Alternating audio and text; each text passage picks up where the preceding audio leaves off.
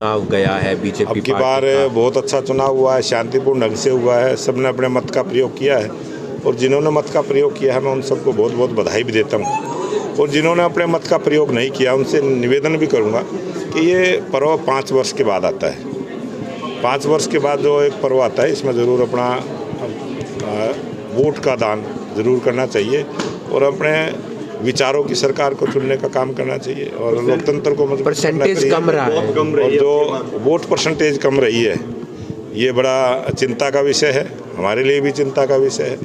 और ये चिंता क्योंकि वोटर के द्वारा ही दूर हो सकती है, तो हम तो यही निवेदन करेंगे कि इस प्रकार से वोटरों को जागरूक करने के भी अभियान हमने चलाने। हिमानी नरवाल का शव मिला, कांग्रेस की कार्यकर्ता नेत्री, और उसमें एक आरोपी की गिरफ्तारी भी हुई है। ये हमारे कोई भी ऐसा घटनाक्रम होता है उसको पॉलिटिकल पार्टी से जोड़ के हम उसके साथ न्याय नहीं करते हैं। वो हमारे देश की बेटी है और किसी भी बेटी के साथ ऐसा हो जाए ये चिंता का विषय है। वो कार्यकर्ता है क्या है वो तो बात का विषय है। वो उस परिवार के साथ ये संकट की घड़ी है, हम उसके साथ हैं और उसको न्याय मिले इसके लिए हम सब मिलकर काम करें। क्या रिजल्ट आ सकते हैं 12 मार्च को आपके हिसाब से, क्योंकि कांग्रेस भी कड़ी टक्कर जो 12 मार्च को रिजल्ट आएंगे वो जो जिस प्रकार की रिपोर्ट हमारे पास आई, क्योंकि भारतीय जनता पार्टी का हमारा एक चुनावी सिस्टम है।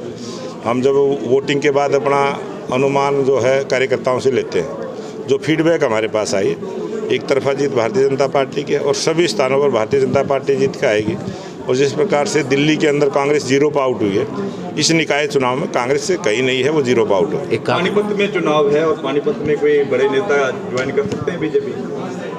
बहुत सारे बड़े नेता ज्वाइन करने की लाइन में हैं, लेकिन पार्टी ने अभी उस पर रोक लगा रखी है और कुछ समय के बाद रोक हटेगी तो वो सब आएंगे। और हमने निवेदन किया है कि जो भारतीय जनता पार्टी ज्वाइन करना चाहते हैं वो इस चुनाव में भारतीय जनता पार्टी के लिए काम करें, फिर उसको ज्वाइनिंग कराने का काम। कांग्रेस कह रही है कि हम अपना संगठन जल्द बना लेंगे। अच्छी बात है, हम तो उम्मीद रखते हैं कि वो बनाएं, अच्छी बात है।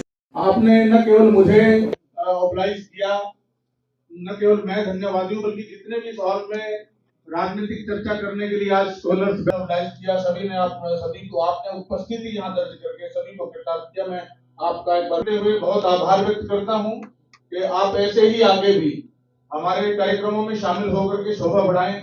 और इस कार्यक्रम के जैसे श्री राजकुमार जी कटारिया प्रवक्ता बीजेपी और ये पॉलिटिकल साइंस के विद्यार्थी हैं और बहुत ही अच्छे से इन्होंने अपनी बात को भी रखा, तो मुझे तो गर्व है अपने अध्यक्ष जी पर भी। और श्री राजकुमार कटारिया जी का भी बहुत बहुत आभार।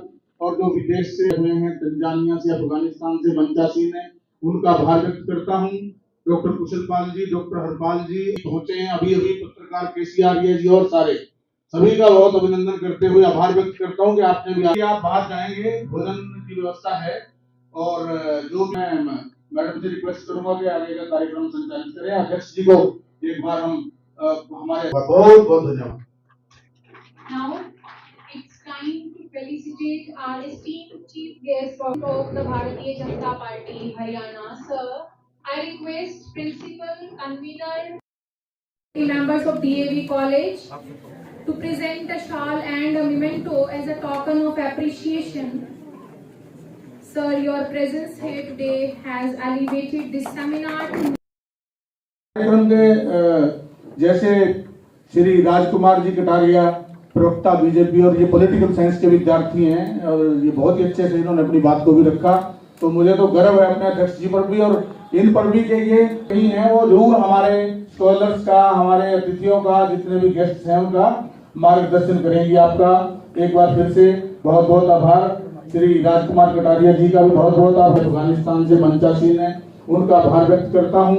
डॉक्टर कुशल पाल, पत्रकार बंधु साथी पहुंचे हैं अभी अभी, पत्रकार केसीआर जी और सारे सभी का बहुत अभिनंदन करते हुए आभार व्यक्त करता हूं कि आपने भी आकर के हमारे कार्यक्रम की शोभा बढ़ाई है।